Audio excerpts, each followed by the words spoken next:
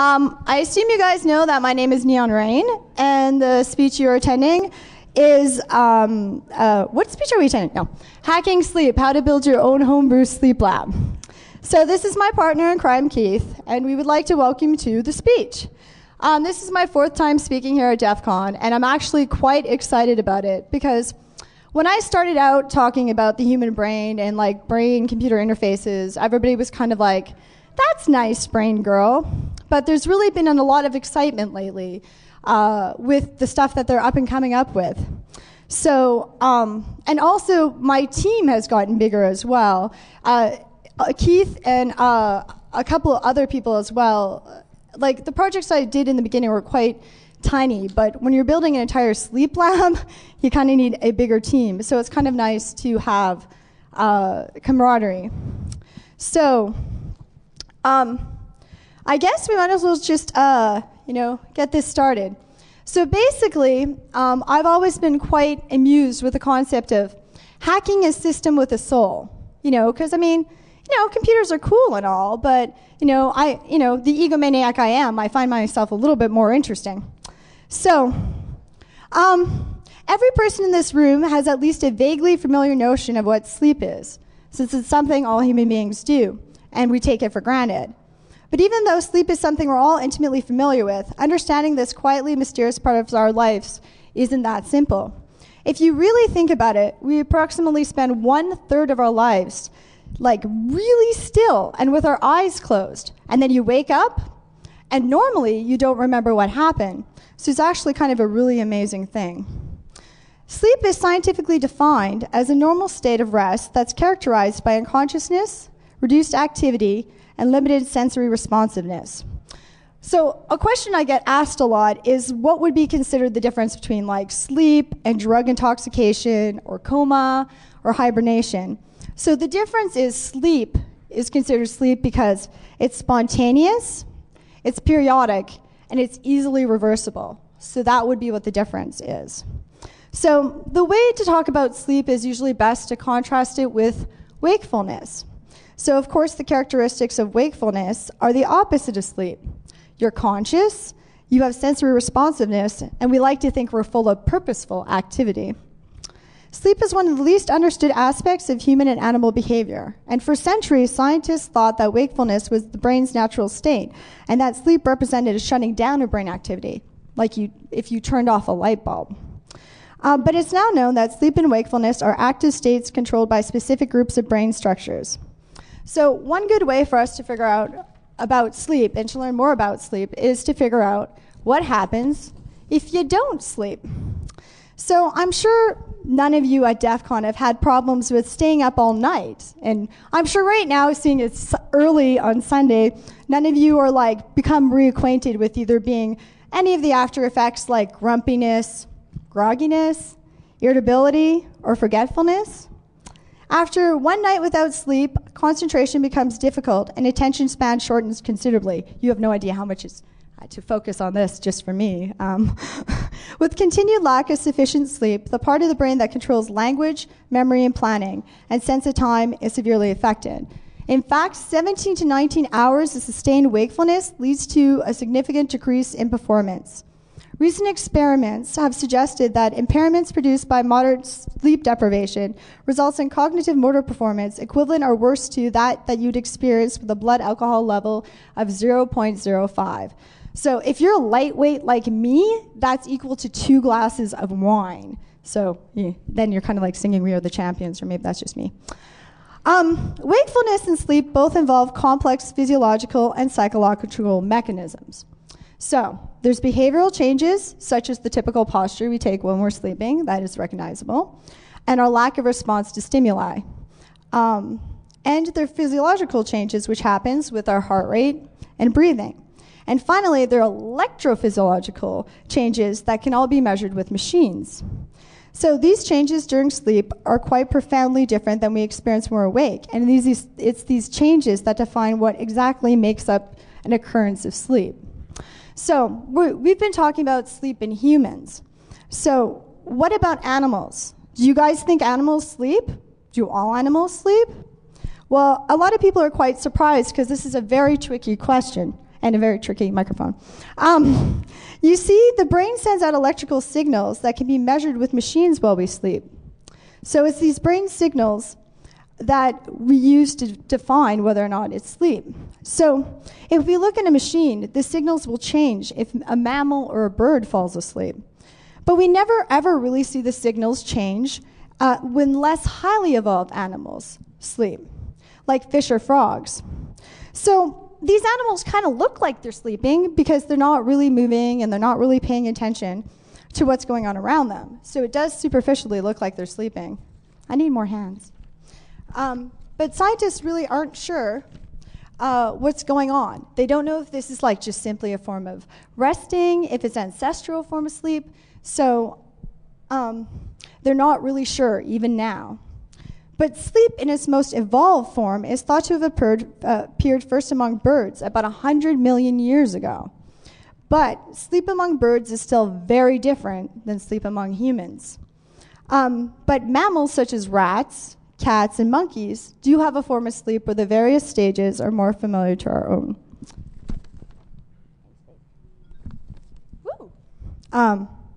So how long animals sleep really depends on something that we call the danger factor. So big eating mammals like lions aren't really in much danger, so they'll sleep a lot, like 17 to 19 hours a day. Animals that sleep in really well-protected places, they can clock in a lot of time too. Like bats in caves might snooze for 19 out of every 24 hours. Oh God, that must be nice. But when it comes to what we consider prey animals, it becomes critically important to maintain a state of permanent alertness to survive. So it makes sense that these types of species, like giraffes, would sleep for only brief intervals. Giraffes really sleep more than a few hours a day. Now when it comes to dolphins, just like other mammals, in a lot of ways, they're a lot like us. They're warm-blooded, they bear live young, they breathe air, and they require sleep. But land-dwelling animals like us, we have this really unique thing where we actually breathe involuntarily. This means you don't need to think about breathing and to do it. Our body will take in air automatically if we need it. But if you're living in an undersea environment like dolphins, you actively need to decide whether or not to sleep, or you'll drown. So the thing is, in order to make a conscious decision about whether or not you're going to breathe, you have to be conscious. And one of the defining characteristics of sleep is unconsciousness. So for a tired dolphin, the problem of both sleeping and breathing becomes a little more problematic than it does with us.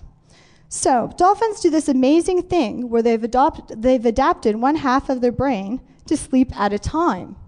One brain hemisphere actually goes to sleep, while the other one typically shows all the signs of being awake.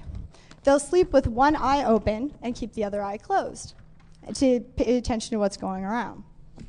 So even though not all animals exhibit a state that meets the scientific criteria of sleep and wakefulness, it seems that the ones that do go through some period of inactivity and rest, but presence of such a period cannot be assumed to be indisputable proof that they're experiencing what we think of as sleep. It's kind of astonishing to consider that the existence of REM sleep remained unknown to science to the second half of the 20th century. REM sleep was discovered in 1952 by a young graduate student in the University of Chicago while he was working on the world's first specialized sleep laboratory. He was monitoring the sleep of his own 8-year-old son when, to his surprise, he saw dramatic changes in the EEG reading. At first, the young graduate student just assumed that the equipment had a malfunction, until he investigated the anomaly further and started to figure out what we were later to understand as the signatures of the onset of REM sleep. Now, convincing his research supervisor, who would become the man that we consider the founder of modern sleep research, about the seriousness of his finding would be a really hard sell, because his supervisor was going by the theory that sleep was essentially a passive state, which is what everybody believed at that time. So his discovery actually would disprove his supervisor's theories. So there was a lot of infighting because they didn't want to believe it. But as the evidence started to mount, there was no doubting that this young graduate student had discovered something that would turn all our previous ideas of sleep on its head. Now, the failure of scientists to notice REM sleep before 1952 is even more peculiar when you consider that discovery did not really require any sort of electronics. Thanks to the bulging human eyeball, the rapid movements that are characteristics of REM sleep are plainly visible if an observer had been looking. So why hadn't anybody been looking? Well, the reason that REM sleep was not seen for so long is it came down to a combination of a lot of things. It came down to the combination of the fact that we thought we knew everything that there was to know about sleep. We all sleep, right? So, we just assumed that we knew what was going on. So, and also there just really wasn't any, nobody really cared about sleep that time. They didn't care about researching it because why would we research a topic that we already knew everything about? And then there was also the fact that technology does not always keep pace with our ambition. Before the discovery of REM sleep, researchers always switched off their recording devices after their subject had been asleep for a while in order to save paper. Because you guys have to understand that in the early days of sleep research, measurements were recorded on continuous pen traces on a roll of rapidly moving paper. So a full night recording of 8 hours of sleep could take half a mile of paper. So before the invention of computers, the ability, and our ability, we just take advantage that we can store large amounts of data, right? You had to pay for this paper. You had to pay for the pens. So the ability, their want to economize made sense, So of course they weren't looking. But unfortunately, the first episode of REM sleep really happens after an hour. So the machines would have long since been turned off. So this is basically why they just didn't notice it. And if you really think about it, it kind of makes sense. But also, we had a lot of misconceptions about sleep. We just assumed that it became largely dormant. You can tell that it doesn't. We just assume like a light bulb. We just, like a quiet death. And now we're realizing that there's a whole lot that we don't know about sleep. So, our short-sightedness really makes sense that their belief system at the time just they weren't going to look for it. But lucky for us, it was a super lucky accident, because with the discovery of REM sleep came the further groundbreaking work that linked REM sleep to dreaming and our whole concept of the cylindrical nature of sleep, because this is an entirely new concept and it's really not that old. Thanks. So, what we think of as sleep is actually made up of two wildly different states. So we just talked about REM, right? And then we have a different stage as well called Ne0nRa1n. So Ne0nRa1n, which aptly named is just kind of like non-REM, right, is actually divided into 4 different states that each have their own characteristic, unique electrical brain pattern. So as we know, I'm sure most people in this room know, it's cylindrical, right? You have it lasts about 90 to 110 minutes, the entire cycle. Right? So the first stages of sleep have relatively short REM and then long periods of REM sleep. But later on in the night, it actually changes. And the REM periods lengthen and NREM time decreases.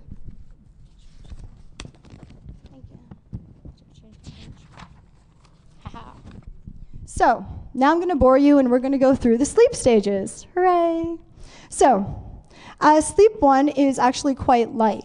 You drift in and out of sleep and still can be awakened easily. So basically in the first stage, your muscle activity slows, your eyes movement slows. Stage 2 is also a stage of light sleep. But your eye movements stop, your muscles start to relax, and your brain waves become slower with only an occasional burst of rapid brain waves that you can see as spikes. You spend about half your time sleeping in stage 2. Stage 3 has extremely slow brain waves that are interspersed with small, faster waves. And in stage 4, the brain now produces slow brain waves almost exclusively. Now, when people talk about deep sleep, they're usually talking about stages 3 and 4, because this is the time where it's difficult to awake someone. And if you wake them up, they become disoriented and tell you to go away, not so nicely. But an interesting note about deep sleep is this is when sleepwalking happens. So, and it's most likely to occur. As anything in life, you have to make broad generalizations.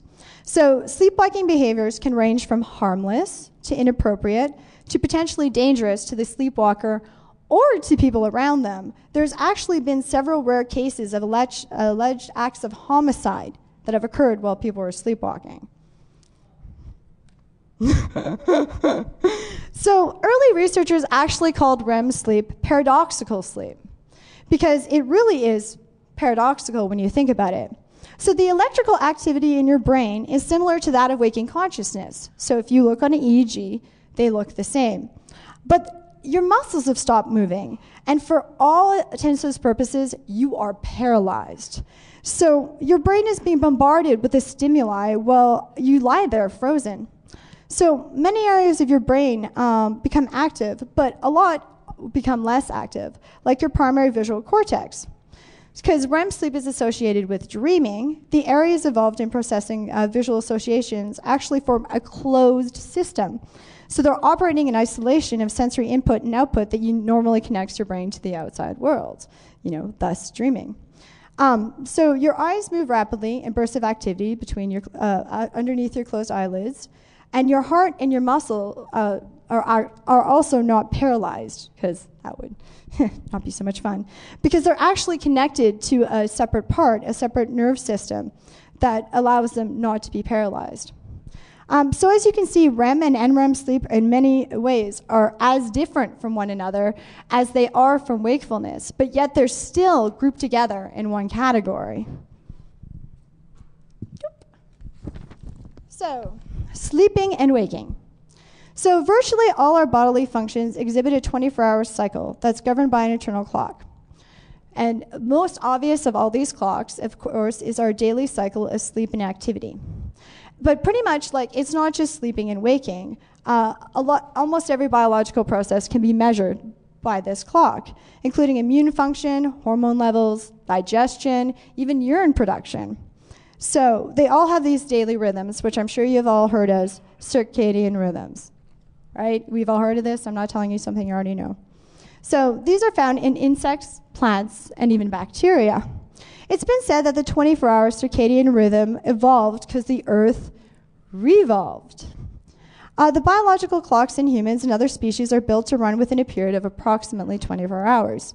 But they're also responsible to environmental time cues.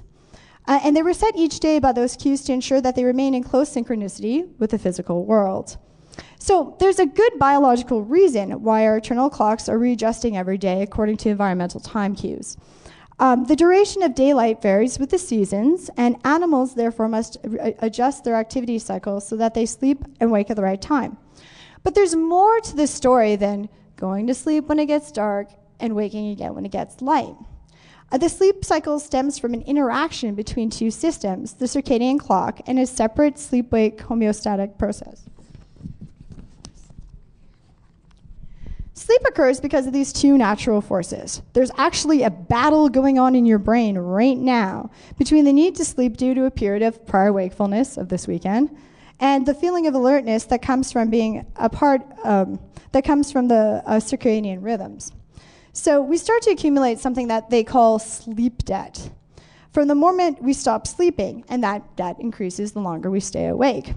If we don't sleep and reset the brain's balance, our sleep debt will increase in strength until sleep deprivation all but forces us to sleep. The two systems usually counterbalance each other, but however, they do operate independently. And you've probably noticed this, that they become misaligned. If you've done shift work, if you've had jet lag, you'll notice that you're experiencing a signal to be wake up when you actually need to be asleep, and vice versa.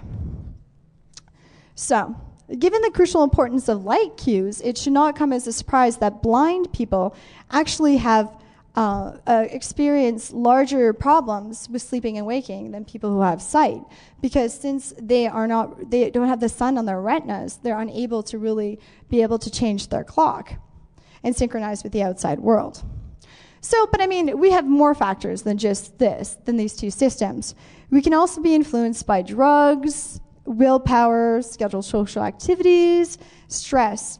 But in the end of it all, sleep will always conquer our best intentions, even though we try to stay awake.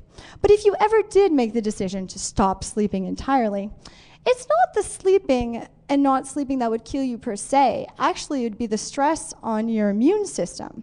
And eventually what would happen is that you'd reach a certain point of sleep deprivation that it would have so much wear and tear on your immune system that it would cause it to collapse, and you would die painfully from widespread massive infections.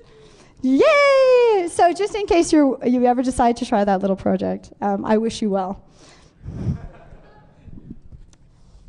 So now you've learned about the internal clocks that regulate sleeping and waking. It should help you understand more about when we obtain less sleep than we need, why we have a tendency to fall asleep, and why, when we get extra sleep, why we don't want to sleep so much.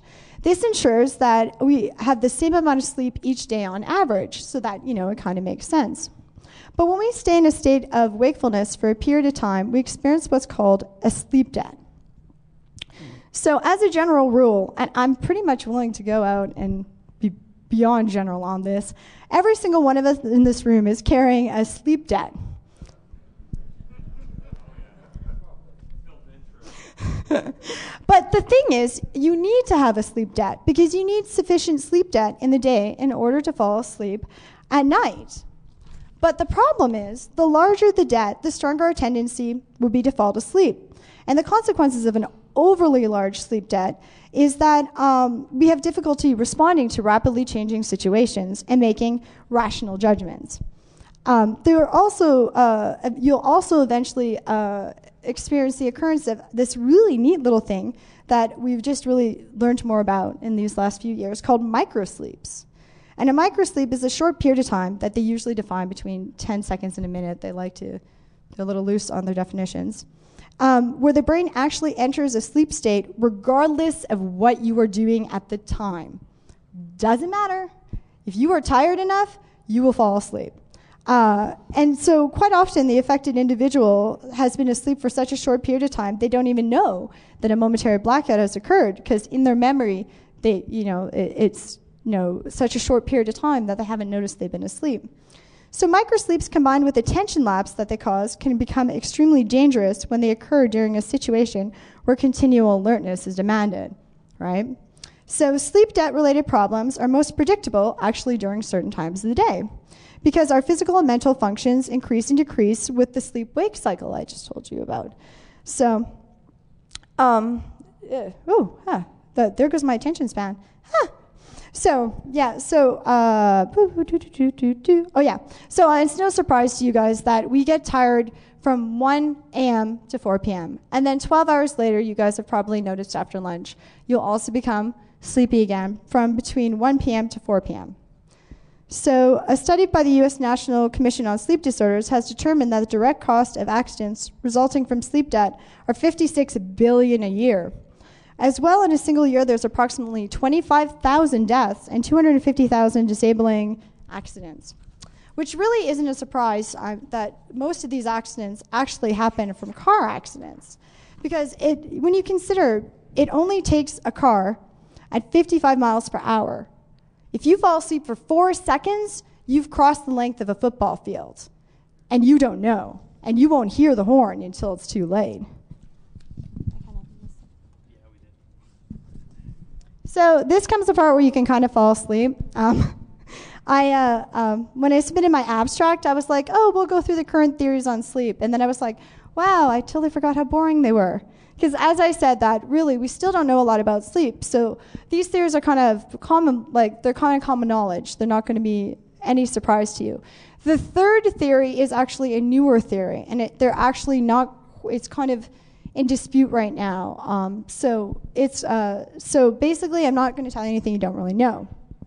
So throughout human history, scientists and scholars have mused on theories about the purpose of sleep.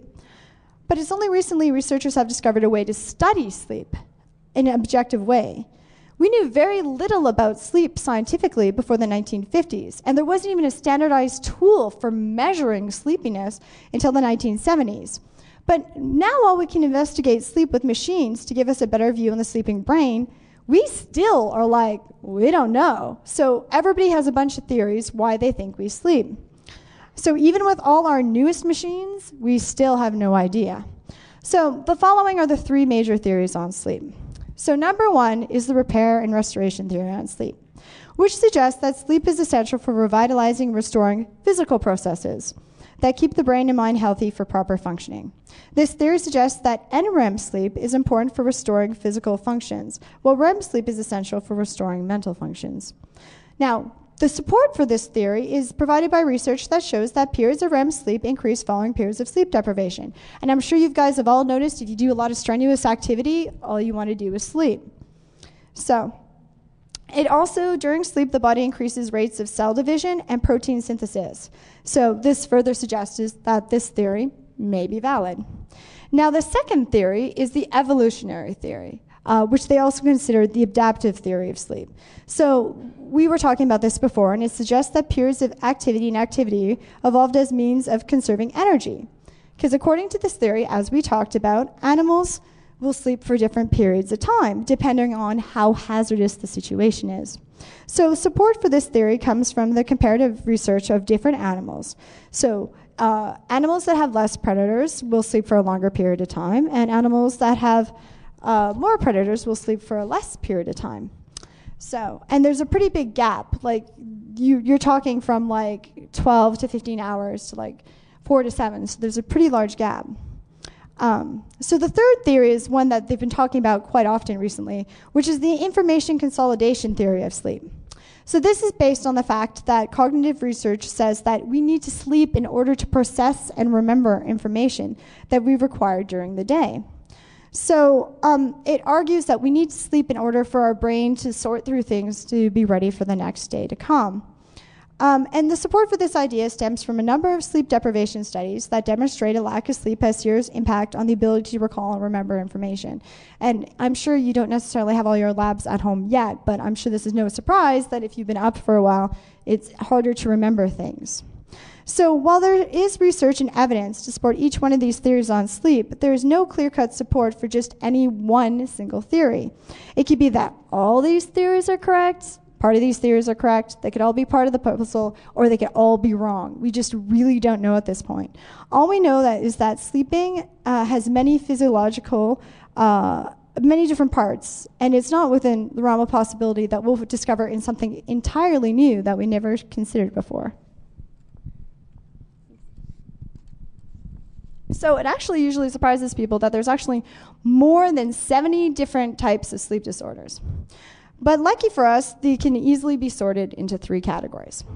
We have lack of sleep, disturbed sleep, and excessive sleep.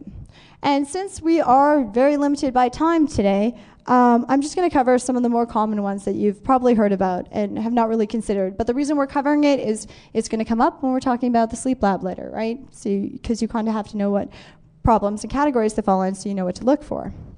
So insomnia is considered a lack of sleep disorder. And I've noticed that with insomnia, a lot of people are kind of confused about it. They don't really realize that it's not only having difficulty falling asleep, it's also staying asleep. And you can also be considered having insomnia if you think you're sleeping, but then you wake up and you're not really well rested. So, I mean, it's a pretty broad generalized category. But I'll talk to people and they'll say, well, I don't have insomnia because I can fall asleep. But just falling asleep isn't necessarily, like, just because you can fall asleep easily doesn't mean that if you're tired during the day, then there's a problem. So apnea comes up a lot, and it's an example of disturbed sleep disorder. And with apnea, basically there's only 2 things that we can really do for it. Because it's an interruption in breathing during sleep, it's a mechanical problem. Something happens with the windpipe. And so what happens is we really have 2 options right now. We have surgery or we have masks for people to wear at night. But it's a very, very common sleep problem. And we really, when you consider how long we've been at this, it's really not the best option. So there's also something called restless leg syndrome and periodic limb movement disorder. And if you've ever slept beside one of these people, you know exactly what I'm talking about. But they will wake themselves up because they'll move their legs in their sleep or they'll move their arms in their sleep. And it will then cause insomnia. So you can have problems that cause other disorders. So now narcolepsy is one that people talk about a lot. But a lot of people don't necessarily really understand narcolepsy. It's thought to be genetic, but they're not really sure. It could be brain damage. It could be, they just really don't know why. And it causes individuals to fall asleep uncontrollably during the day for a period of less than a minute to half an hour. And these sleep attacks can occur at any time. Doesn't matter. Generally, if you, and the worst part for narcoleptics is if it's an emotional thing, if you're feeling a lot emotionally, it'll happen. You can fall asleep during sex, you could be on stage giving a speech, and you will fall asleep. And the most interesting thing about narcolepsy is you actually go straight into REM. Like, you skip everything else. So it's quite interesting, especially when you think about what kind of a disorder that is, that you would be able to skip everything else. So, okay. How are we doing for time? Am I right ahead of time, I assume? Okay. Woo! So, this is, with a sleep study, I guess most people know what sleep studies are, or you wouldn't be here. So, but sleep clinics, sleep laboratories, they're all pretty much the same thing. So you have a bunch of different sensors that are attached to you that monitor a bunch of different things. So, and we can monitor a lot of things like airflow, breathing, muscle tone, leg movement. They watch you on camera so they can figure out what's going on. So, but a lot of people will ask me, like this year, they're always like, wow, you know, a sleep lab, that's pretty cool. That's a good idea, but why? Why would you want to make a homebrew sleep lab? I don't really understand. Well, for me, the problem has come from the fact that this was definitely a very selfish project.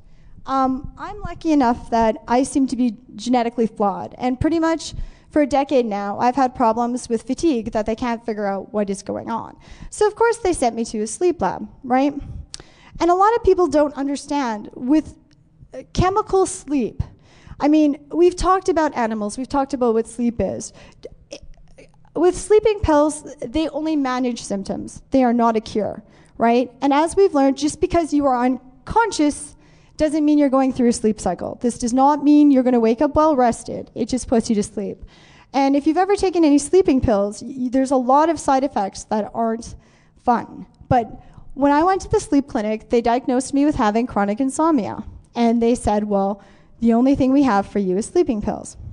So among the characteristics I've inherited from my mother, other than her very short stature and her winning smile, is the fact that in my family, there's a little quirk that none of us really seem to be affected by tranquilizers. And the only way we can be affected by tranquilizers is in these eye-popping, amazing amounts. It's the lamest superpower ever that I have. Because it's like, I'll have an operation, and they'll be like, what? You're going to kill her if you give her any more morphine. And I'm like, blink, blink. It's kind of cool to freak out the nurses, but lamest superpower, I don't recommend it. So, and also in my family, we have this like grab bag of the wackiest side effects. Like, you know, when they're like, 1 in 10,000 people will start singing, I'm a little teapot if they take this drug. That would be me, right? So I get the weirdest side effects. So people don't really consider this when we talk about drugs, the fact that what suits one person may not suit another person. And that basically how drugs work is they're all side effects. They just happen to be a common side effect that happens to a lot of people, right? So an individual dosage, what works for one person isn't going to work for another person. So I went back to that sleep clinic and saw the doctor over and over again for several months. And eventually someone who I loved said to me, you got to stop. You got to stop. It's killing you. It's killing your body. You can't think. You can't do anything.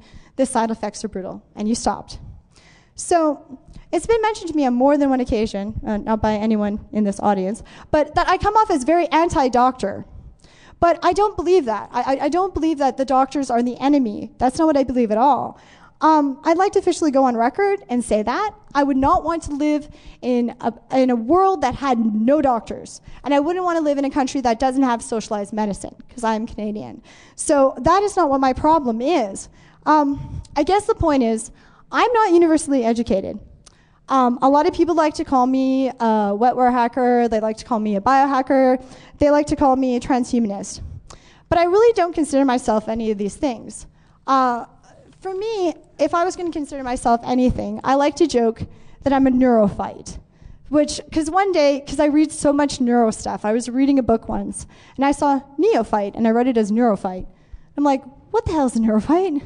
And then it occurred to me that it seemed like the most appropriate thing. Because a lot of people have been talking to me about the fact, they're like, don't you think there's an ethical question with whether or not you should be giving people medical devices that haven't gone to school? But to me, I don't think there's anything ethically wrong with taking personal responsibility and figuring out how your brain works. And there's nothing wrong with building machines to figure out what's going on with you so you can better work with your doctor. Okay, so I'm getting flagged. So basically, the world of science isn't for academics. We can all be scientists when it comes to the laboratory of our own bodies. And all that's needed is a little bit of knowledge and the right tools. So now hopefully Keith won't kill me because I've gone into his time. And he's going to explain to you exactly how to build your own sleep lab. So everybody, this is Keith. He rocks the Casbah. Give him a warm welcome. Thanks, Desiree. So I will present to you today how to build your very own sleep lab, the execution. So first off, I'll start off and I'll explain what we do here. We are collecting data for later interpretation. It's very, very simple. Doesn't need anything fancy. We used a Pentium 3 600 megahertz to collect all this data. And what we're doing is we have an EEG, a heart rate monitor, an eye sensor, and an IR webcam that's collecting all this, and then we're collecting it. What we don't do is we don't measure breathing measurements. We don't measure skin response on the face. And why we don't is very simply restless leg and apnea are symptoms that are very obvious to an outside observer. It's a really, really low-tech problem, so why apply high-tech to it? At the heart, it's a desktop PC. Again, not very powerful. We've hooked up the modular EEG implementation of the Open EEG project. All of this interfaces with the desktop via RS-232. Simple protocol. Keep it simple. It's great. We have a homebrew microcontroller. It's an Atmel Atmega 128 to collect the heart rate monitor and eye movement sensor signals. And finally, a USB webcam. Up here is just a quick flow chart of how all these pieces fit together if you're a visual learner. And this is a quick overview of how the EEG is put together. There is a series of electrodes. They're sent to an analog board where the signals are amplified and then filtered, and then finally provided for ADC conversion on a digital EEG board. Also an Atmel microcontroller, but this one's even simpler. And finally, it goes off via RS-232 to the desktop. Here is just an electrical level schematic of all of the different sensors and how they're wired. We put a simple amplifier on the heart rate monitor that we hacked, and there's a small change to that. We added a 10 microfarad cap on the signal for the heart rate monitor coming in, but otherwise is identical to this. So let me tell you about the sensors that we chose here. We got the modular EEG from the Open EEG project. It's very, very cheap. It's well tested. You can buy PCBs and build it yourself. You don't have to pay someone else to build it for you. It's open source, and we needed it to detect what stage of sleep the user of the machine is in. We grabbed a wireless heart rate monitor by Oregon Scientific off of eBay. We cracked open the front and took an O-scope to it and started looking for traces. And we got a nice clean square wave, 1 volt peak to peak with the heart rate of the user. It was actually pretty easy to do. We're rather impressed. And we need this to verify that the monitored user is calm. They're not going through night tremors, anything like that.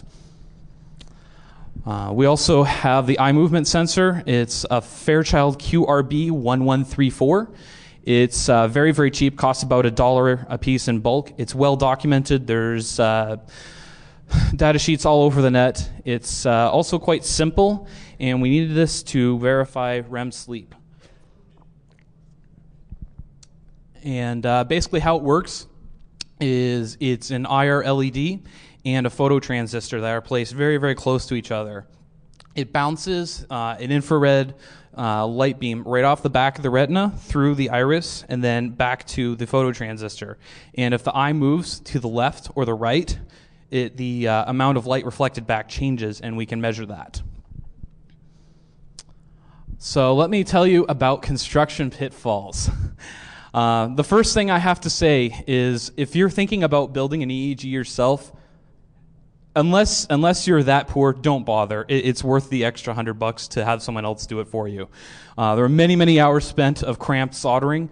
It was incredibly easy to get all those traces bridged together or shorted to ground, and the IC sockets aren't necessarily well labeled. We put a couple in backwards, blew them, had to replace them. And the power supply is not exactly sane by default. It's a do-it-yourself kit, so they assume that you're going to build your own. Some highlights from our construction.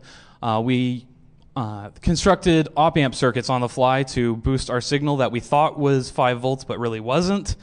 We added first-order filters to remove all the noise coming in on the heart rate monitor, and we found an interesting use for a soldering iron in the construction of the eye movement mask. Quite literally is a cheap dollar store plastic sleep mask. It was made of plastic, as was the IR LED phototransistor combo, so we quite literally melted them together to keep them in place. So we plugged in the EEG and nothing caught on fire. It was great. We hooked it up, took this screen cap, and asked our test subject about their favorite topic. Apparently, they were quite excited about it. We plugged in our heart rate monitor and eye movement sensor, captured some initial data, and made sure that it worked correctly, and it did. We were rather excited about that. Before we get to the juicy bits, I just wanted to provide a disclaimer. Despite any appearances to otherwise, we are not doctors, and we don't pretend to be. It is rare but possible to give yourself an electric shock with this equipment. There is no warranty, explicit or implied, with anything we provide here, and we are not responsible for the consequences of anyone attempting to duplicate our efforts. So, without any further ado, these are the EEG outputs that we collected in the various stages of sleep. It goes upper left, upper right, lower left, lower right, and those are the 4 stages that we successfully captured. And what each of these windows shows is there's an O-scope view on the top. It's kind of noisy. We got a lot of 60 hertz EMI coming in, but we filtered it through software. And below that is a time versus frequency graph of the signal coming in. And the 4 little colored bands on the left represent each of the 4 stages of sleep. The app we're using came with that already put in. And so you can see on the first one, there's nice purple band at the top, and then the green one, there's most of the energy there, and so on and so forth. So we're quite excited with the results we got here. So you're probably wondering, well, what does all this great data tell me? The EEG and eye movement sensors, you put the 2 data sets together and we can verify that the user is entering all stages of sleep, going from awake to stage 1 to 2, 3, 4, and REM. And you'll notice here that awake and sleep look identical. That's why we need the eye movement sensor.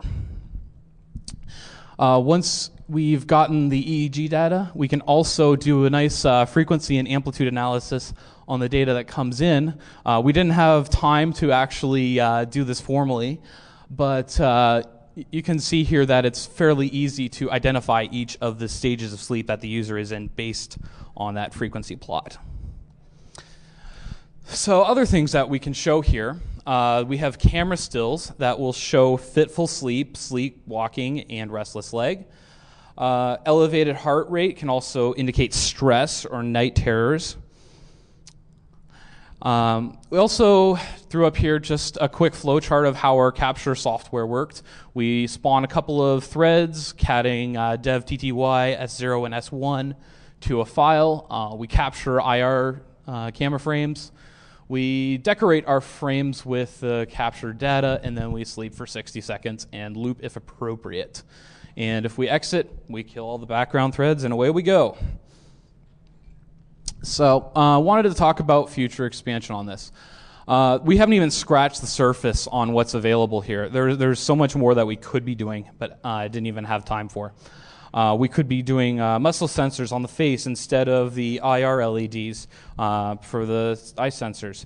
And actually, we got some feedback from our test subject that we showed you, who actually said that it was very, very uncomfortable to have that mask on and would prefer something simpler, such as a muscle sensor. We could also be measuring volume and temperature of the airflow coming out of the lungs. And we could, obviously, this is actually a PhD study that I found on Google a while back, automatically identify and categorize all this EEG data that's coming in. The frequency information is there, so it's just a matter of writing a computer program to automatically analyze all this data. So, in closing, wanted to give our shout-outs and say thanks to Abend, Dead Addict, Locked in Dream, Lynn, MB, Old Grover, Psychedelic Bike, and Tottenkopf, who will be presenting here pretty shortly. And we've put detailed schematics and source code on DEFCON 17 sleeplab.googlepages.com for all you guys to check out. And thank you very much.